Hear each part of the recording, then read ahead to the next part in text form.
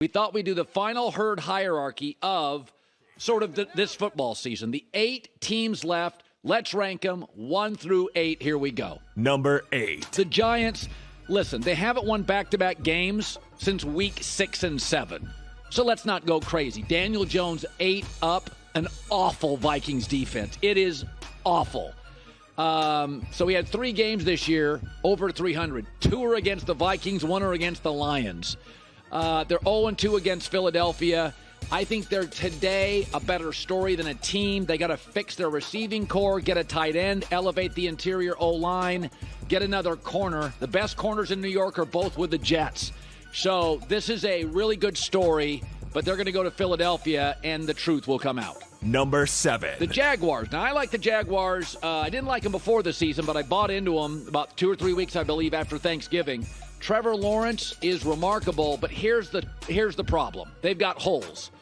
You don't fall behind 27-0 at home without being flawed. Their pass defense is a wreck, and the Chiefs are now hosting the Jags off their biggest win in years. I think it's going to get ugly. It's the one blowout I see this weekend.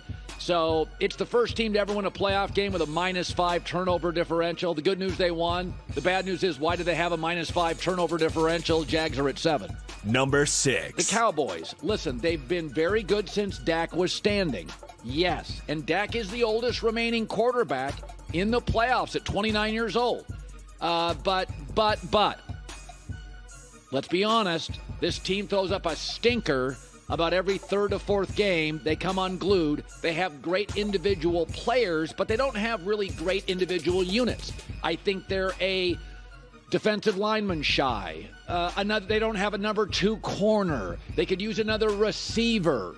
They've got talented players, very few great units. Number 5. The Bills. They're making too many mistakes. 3 giveaways in 3 straight games. 3+ giveaways in 3 straight games. They're regressing. I don't like their offensive line. They play one way. They go for the knockout. And when they don't get it, they get into these dog fights with clearly less talented quarterbacks like Skylar Thompson. They have an 8-game winning streak, and we knew they would end up here because they're just so damn talented. They're the most fun you can have watching football in this. You know, they're all drama. They're all Favre Packers. Big home runs, big mistakes, big strikeouts, big fumbles, big picks.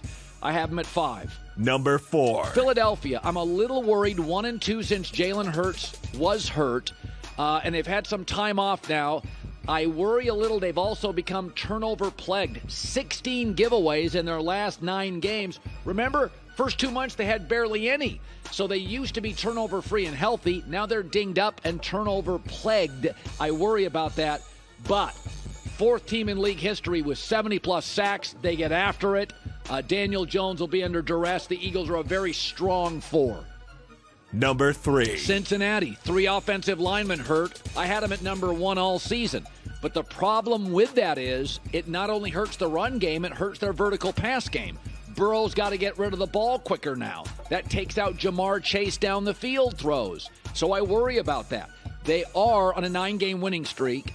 I think when healthy, they're the only team that really goes toe-to-toe with Kansas City and matches up. But right now, go ask Kansas City what it's like to lose offensive linemen in a big game. Remember that Super Bowl with Tom? They're a mess up front. The good news, Kappa may be coming back, and that could be the difference if they can get 1 or 2 of those linemen back. Number 2. The 49ers, listen, it's a great story, but no rookie quarterback has ever led a team to a Super Bowl appearance in NFL history. So it does feel like we're looking at a precedent. But Tony Romo undrafted, Kurt Warner undrafted, Mark Brunell drafted late, Brady drafted late. Brock Purdy is very, very athletic. He is not just kind of mobile, super mobile. Poise, accuracy. This offense is not built for a superstar quarterback. They've scored 37-plus points in 4 straight games. Wow, this is not a mirage. It's an upgrade over Garoppolo. I have him at 2. Number 1.